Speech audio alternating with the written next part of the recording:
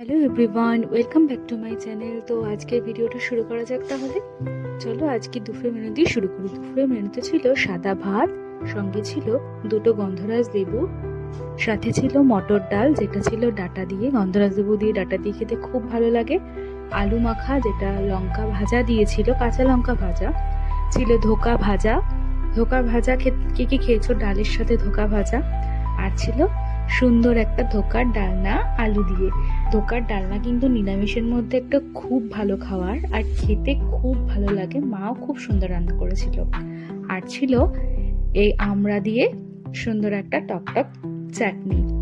তো এটাই ছিল আজকে সুন্দর একটা নিরামিষ লাঞ্চের থালি। তোমাদের কেমন লাগলো অবশ্যই কমেন্ট বক্সে কমেন্ট করে জানিও, আর ভালো লাগলে একটা লাইক করে দিও। সন্ধ্যেবেলার বৃষ্টির ওয়েদারে খেয়েছিলাম 1 কাপ দুধ চা আর সঙ্গে দুটো বিস্কিট।